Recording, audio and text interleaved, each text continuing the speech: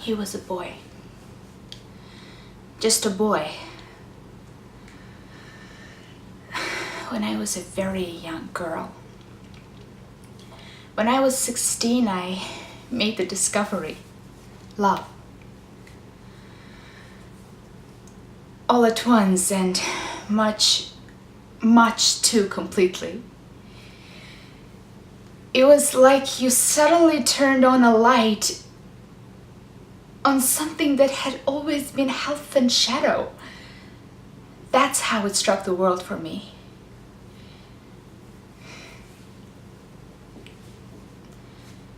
But I was unlucky, deluded.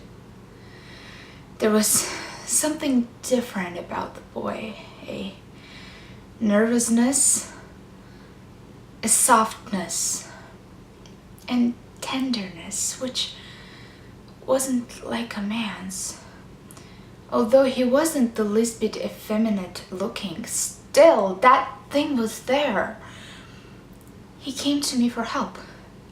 I didn't know that. I didn't find out anything till after our marriage, when we'd run away and come back, and all I knew was I'd fallen for him.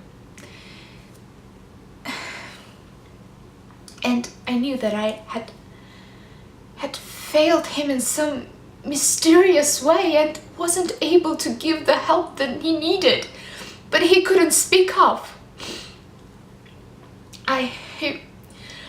He was in the quicksands and clutching at me, but I wasn't holding him out. I was slipping in with him.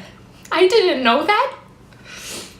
I didn't know anything except I loved him unendurably, but without being able to help him or help myself.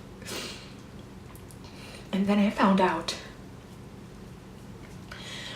In the worst of all possible ways, by coming suddenly into a room that I thought was empty, which wasn't empty, but had two people in it. The boy I had married and an older man who had been his friend for years.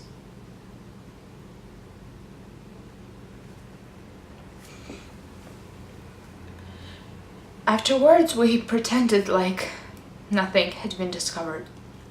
Yes, the three of us drove out to Moon Lake Casino, very drunk and laughing all the way. And we danced the Versiviana. And suddenly in the middle of the dance, the boy I had married broke away from me and ran out of the casino. A few moments later, a shot. I ran out. All did. All ran and gathered about the terrible thing at the edge of the lake. I couldn't get near the crowding. Then somebody called my arm. "Don't go any closer, come back, you don't want to see." See what?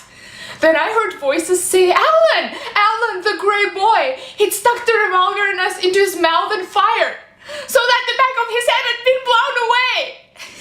It was because on the dance floor, unable to stop myself, I had suddenly said, "I saw. I know. You disgust me."